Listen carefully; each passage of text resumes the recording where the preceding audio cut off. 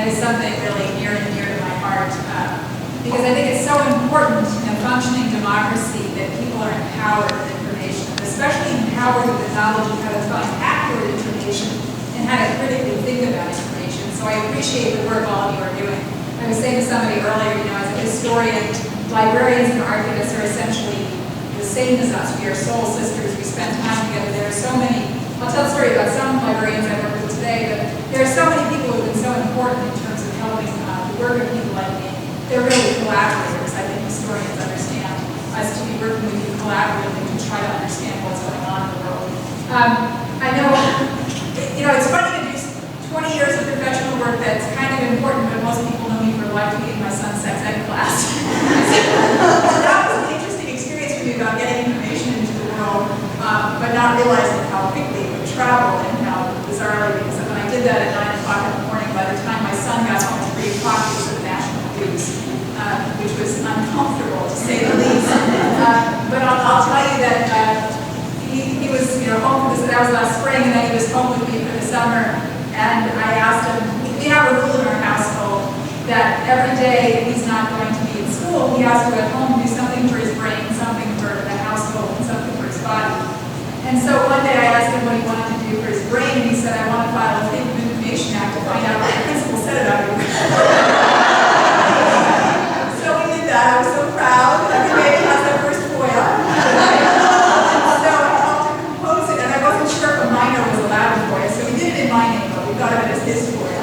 And it came back with 300 pages, and I explained to him how I got this FOIA, that I numbered the pages, and I'm carefully with a pencil, in case I could Xerox it, etc. He said, I'm just going to take a quick look, and 5 hours later, he got up the table, he's like, you won't believe what they said about you and me, and so that was really so great. But he's grown up with information exchange and FOIAs. When he was about 12 years old, I decided to found a newspaper for East Lansing, Michigan, which is where we live. Because, as you may be aware, it happens all over the place. Gannett bought up our local paper, and once Gannett buys your local paper, the local news pretty much stops. They basically just put out clickbait with the occasional story about the local football team, and all other information is gone because they don't have very many supporters. It's a money-making model. It's not a public service model. So I created a non-profit, non-editorial, non-partisan newspaper for East Lansing, and I'm now running that as a 501c3 nonprofit. But when I first started that, it was not yet an official nonprofit, and there was a building in town that was highly controversial that had been built in a questionable way, and they were letting people move in advance of actually having a certificate of occupancy. So my son was with me one day when this was going on. I said, we have to go down to City Hall, and I want to see the building permit. So I tried to do that, and the clerk told me I'm not supposed to speak to you, and I was like, that's not okay. Building permits are supposed to be available to anybody to look. But anyway, so I went and got the city clerk and brought her upstairs so they could tell her they had to give me what I was asking for. And so she decided she'd have me very quickly fill out a FOIA form. In 2 minutes, she gave me what I needed. But while we were waiting, she turns to my son and said, do you know what the Freedom of Information Act is? And my son starts reeling off the history. So I thought that was so funny. And by the way, the reason he got in trouble, you all appreciate this, got in trouble that day in his sex ed class was that they were trying to teach abstinence, and he knew from my talking about it that abstinence education doesn't actually reduce teen pregnancy rate, and it doesn't reduce sexually transmitted disease rates among teens. So it's an ineffective way to teach, and what you want to do is reduce teen pregnancy and reduce sexually transmitted disease. So he had bothered to look that up and brought it in, and he tried to present his data that he had brought in, and they brushed him up and said, you can find anything on the internet, which I thought was awful because he had bothered to look up the information. So the next day he decided to do more research, and he actually went to PubMed and found a BMJ systematic review and meta-analysis, and sat down with his dad and learned how to read systematic review and meta-analysis. My husband's a physician, and then brought it in the next day and challenged them to do it. Well, actually didn't have to, because the next day was the day I wasn't there. But I tested him. I'm like, is everything okay? How did he go to school? And he said, it's great.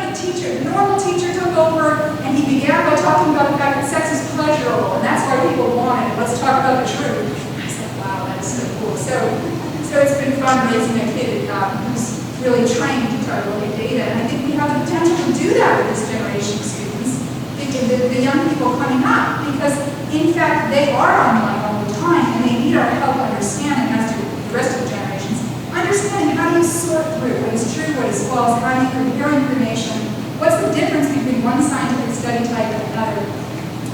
But now I just want to tell you for a few more minutes, share with you, because my understanding from Linda is she wanted me to kind of inspire you about the work that we do, tell you the story of one thing that happened in my life. I do history of medicine, and most of my work has been aimed at trying to help people who are born with unusual bodies, who got caught in the medical system trying to make them look normal but got hurt by that. So a lot of my work has been actually with the intersex rights community, which is when people are born with body types that aren't standard male or standard female. And in the cases of young children born with genitals that are in between, they often get sent into surgery before they have any right to consent to it. And some of them are hurt by that.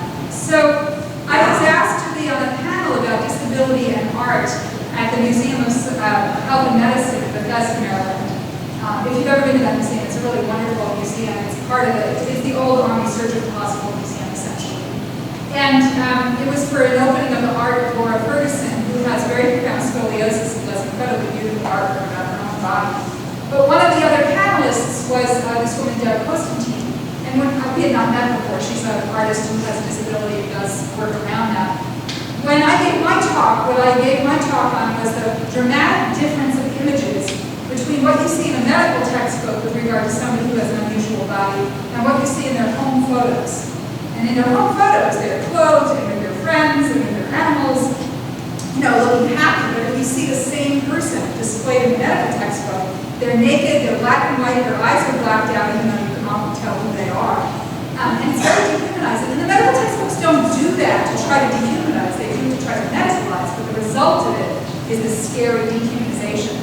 So I was talking about that. I was showing pictures from medical textbooks of conjoined twins versus home pictures of people who are conjoined, and the dramatic difference. One of the images I showed, for example, was two babies who are essentially two on the top and one on the bottom, shown in a medical textbook. It was scary, awful. The babies are crying. They're naked. It looks very awful. But then pictures of Abigail and Rick Hensel, who are the same body type, shown being bathed in the sink as babies by their mother, which we all, had that experience. Many of us were bathed in the sink by our mothers, or as parents and bathed our children in the sink. And then showing them running around the household in terms of playing with their siblings. Their mother had been told, and their father had been told, they'll never walk, they'll never be able to have a normal life. In fact, by the time they were toddlers, they were walking and running, and then they took up dancing, horseback riding, roller skating, swimming, and now they drive cars. And, so the dramatic difference matters, because this is such a dire prediction. This is a better one. But Deb Constantine ended up during the discussion saying that she hadn't come planning to talk about it because she'd never talked about it publicly, but that about 27 years earlier she had, as she put it, given birth to a conjoined twin who had died, and the doctor had never allowed her to see the baby because she had a stillbirth. They knew that the conjoined twin had died in her womb and that it was going to be born dead, which in fact it was, and that the doctor wouldn't let her see it. And that as somebody who was visual, she always wondered what her baby looked like. She had no image to know. There was no sonogram given to her. There was no image of the post-birth. And so we were all, weeping, listening to her story.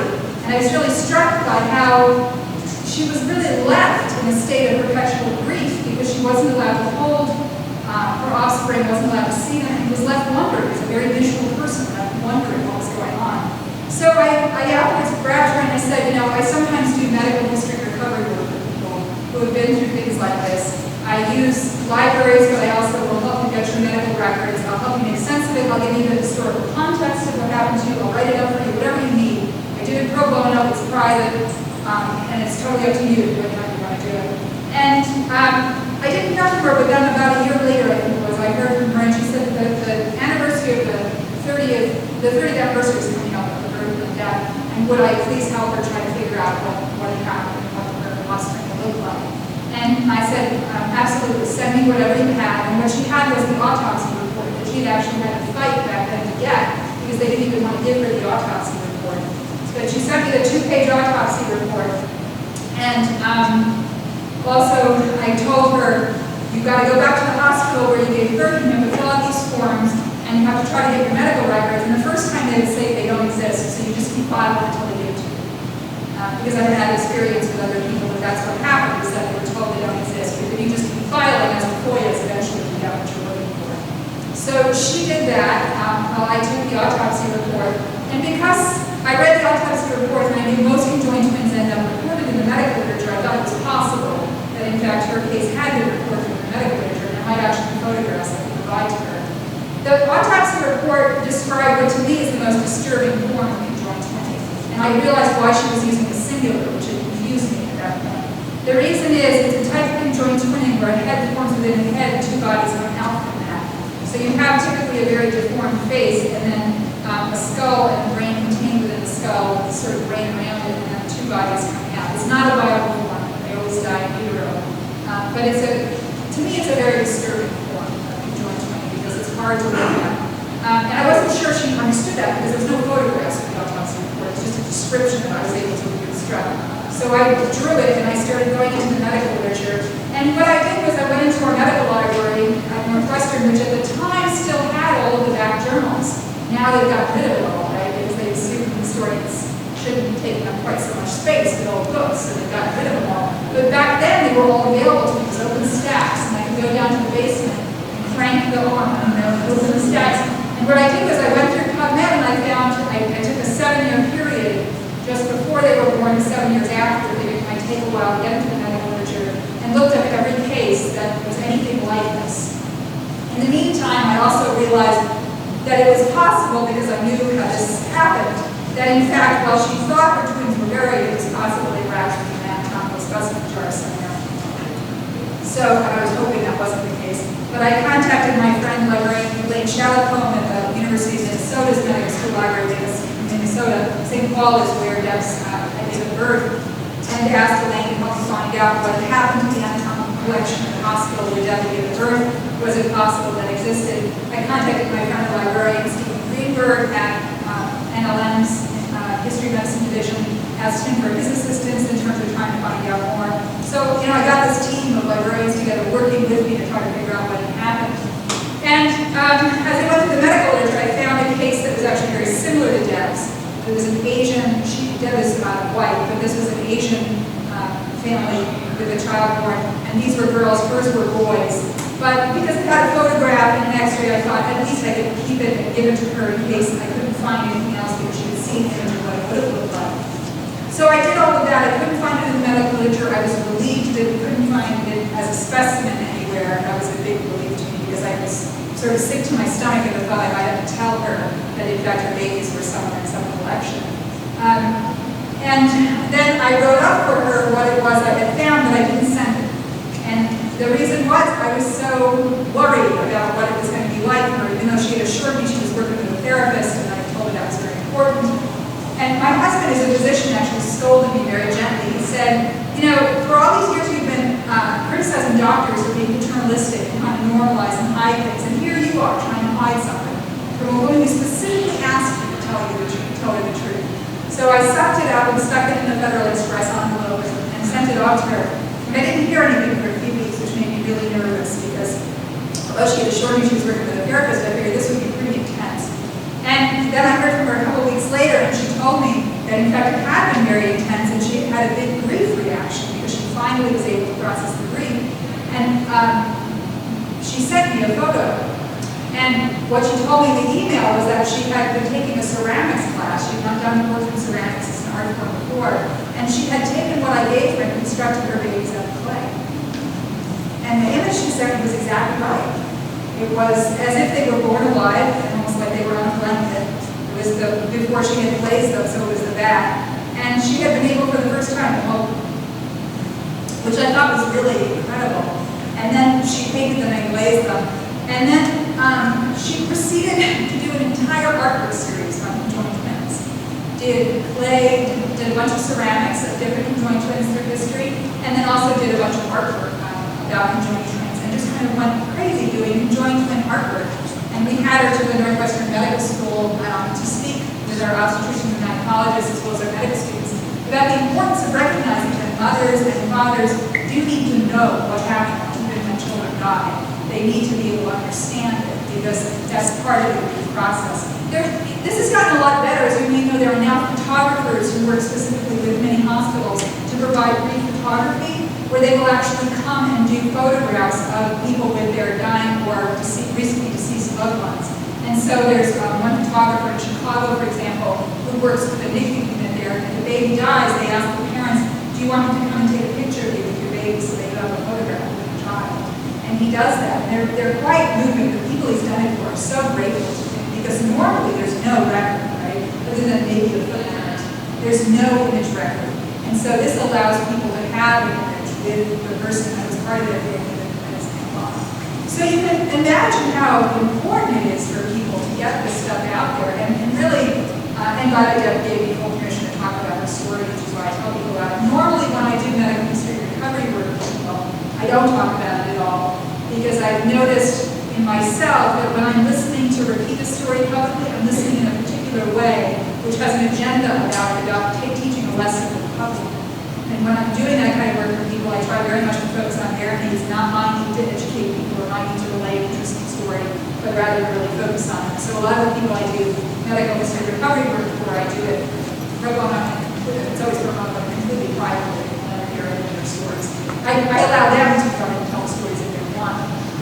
And these are the kinds of things I think that are lacking in our culture. It's so strange, there's so much access to information, but so often people are suffering, I mean really genuinely suffering from lack of information, that it is possible for us to provide, that it is possible for us through the systems of transparency, through systems of listening carefully, through systems of searching carefully, and trying to think carefully about what we know is true or false, and then think carefully about to what degree it matters if something is true or false, if it's for the individual in terms of their individual suffering. And I think I'm very aware that when I do my own history work, I fact check very carefully if it's for publication.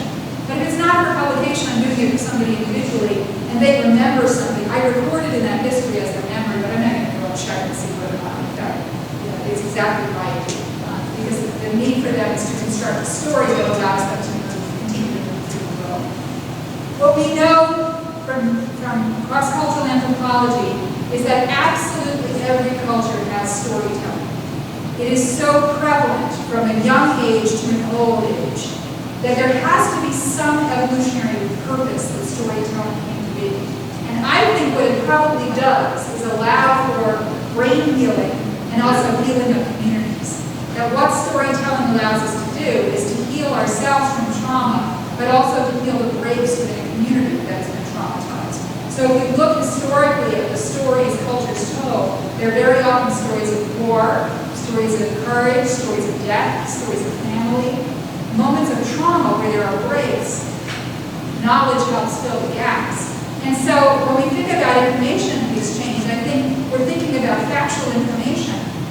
But at the end of the day, what that factual information is doing for people is allowing them to construct a story that helps them exist in the world in a way that's a little better. And so when you do your work, that's what you're doing for people, is helping them create a map within their brains that allows them to function in the world a little bit better, to maybe be a little more healthy, maybe be a little more compassionate, maybe accept death a little better when it comes, whether to us or to our family members or to whomever we love. What you're doing is so important because it's the way that people exist in the world. And when people get disconnected from information, disconnected from the ability to tell coherent stories, they really do genuinely suffer.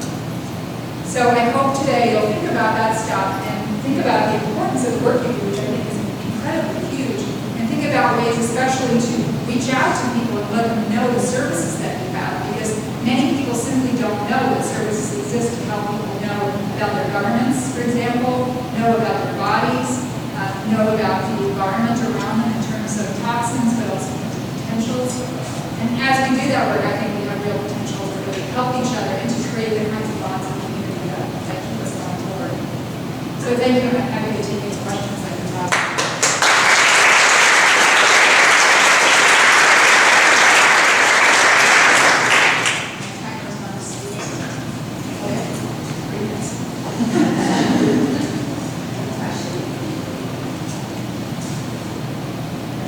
These stories can be helpful and third party very good stories bad here. So how do we help judges? Yeah, so the question was, in case you couldn't hear it, the Third Reich told a lot of stories for very bad end. How do we help people judge the stories? You know, I think that's part of the necessary work, is trying to help people understand stories, not just in terms of factual accuracy, which is something that they're right suffer from, to say the least, but also in terms of thinking about moral frameworks. And I think we can't decouple those things. We have to think about the way that information exists within moral and social frameworks, and we've got to engage people in those conversations. And certainly challenge people when they are factually inaccurate, especially when they're harming somebody. That seems especially critical to do that. So Holocaust deniers are, I think, extremely dangerous, not just because they deny what happened to many, many people, but because they interrupt the ability to know what happened to you and to heal from that. And just I had a child very old, so that immediately got emotional. We were talking about it, and I heard a child with Dreger-Information, which is also this great jarring, but this public health crisis is going literally silent. And so we have a fun children's book, but just what is your perspective on really intense, messaging and storytelling, that there is that point where people just turn their ears off because it's too jarring, but you don't want to make it too lovey-dovey, have you found a middle ground? No, I mean, I think it's an individual challenge, right? Because you've got to figure out where somebody is. That said, I think too often we assume they're not ready for more information or ready for help with the narrative. And often people are in fact ready, even if they're being quiet. They're often ready for some help in that way. The one thing I've really seen in my own work with people born with unusual bodies is the one thing that is an absolutely clearly life-saving intervention is peer support. More than anything else you can do, even if people are dying, peer support is unbelievably helpful to families, to children, to adults. It's just incredibly helpful. And part of what goes on there is the ability for somebody to listen to somebody else's story and recognize they're not alone in the world. And I think that's part of where you can approach if somebody is not quite ready, is to provide not information about their story, but information about parallel stories that begins to signal you're not isolated, you're not alone. This, in fact, is known in the world. People will stay with you in that way. I think that can be very helpful. In medicine, there is something that medical students and residents and attendants do. It's called taking the history. And what happens is, this happens to you at your doctor's office, right? They sit you down and say, so what's going on? And if it's a big exam, and they go way back in your history, and they'll ask you about your parentage, and they'll ask about your siblings, et cetera, et cetera. That's called taking the history. And what's occurred to me is that very often we take the history, we don't give it back. We take it, we stick it in a chart, and people never see it. So now we are starting to see it because they can actually get their records. And they often need help processing what it is in there. In terms of the history, same thing with genealogy. People need assistance in terms of understanding what's happened. I've experienced this myself. The book I just published is a history of the intersex rights movement that I lived through within it. And somebody who predated it by a little bit got in touch with me. He and I know each other for 20 years now. But he told me the truth about what had happened a few years before I came along. And it was like recapturing a lost family history that I didn't realize all the stuff I came into, what was really going on there in terms of the personalities, the games, and the struggles that were going on. And I thought it was like a gift to be able to know kind of the background of what's happened. It's such a gift and so important. And now as they get their medical records, and their medical records are full of errors and not because medical professionals aren't careful, but errors get introduced. I had a shoulder injury, and the osteopath decided to dictate the history into the recorder in front of me, which was so interesting because I could correct in real time what he had wrong. For example, he said that I was very pleasant. I didn't correct him, but I said you left out well room. Because I told him it's really hard to shave and I'm put under a frozen arm. But it's that kind of stuff that I think you get all this information. And for the first time in history, because we have computers and we have so much information, we also exist in the virtual world. And when there's a clash between your identity in the virtual world and your identity as you know it, it's very unsettling. And that's not happened historically until recently, is that people have multiple identities, including public identities that may not really match their personal identities. They can be quite disturbing. Can I take one more question? Yeah. Okay. Thank you so much. So one thing that I said out to me is the fact that you're doing a lot of this work pro bono, and how those of us here can help make that more accessible, right? We really become individuals to do this kind of work in order to make it accessible. How have you gone through making this work scalable? I would actually love to scale it up, and if I had $1 million, the next financing group I would have found would actually be a group that would actually do this for people specifically who got their medical trauma, but I would also like to do it for people who got their any kind of trauma, accidents, wars, abuse, whatever it is, because I think it's so incredibly useful to people that have short histories written for them. The histories I write for people are typically 4 to 6 pages long, and what they provide is a narrative that the person already knows what happened, but it fills out what else I've been able to find out, and it also gives historical context. Says, for example, for Deb, the reason this happened to her in the 1970s was because at the time there was a very paternalistic system within medicine that said women who give birth to dead babies should not be allowed to see them. That was part of that system. By the way, I forgot to tell you, she found the doctor who had been at the birth, and she decided to just make an appointment with him for a checkup, and showed up and was like, "Oh, by the way, do you remember me? You helped me birth a conjoined twin birth," and I could just feel for that doctor.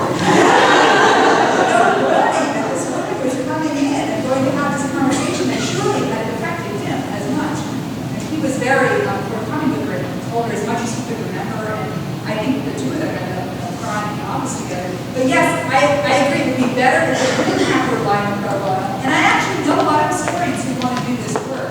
There are some organizations in the country that do similar things, but not around medicine specifically. So if any of you have $1 million, I should stop because I don't know what we're talking about. Thank you so much.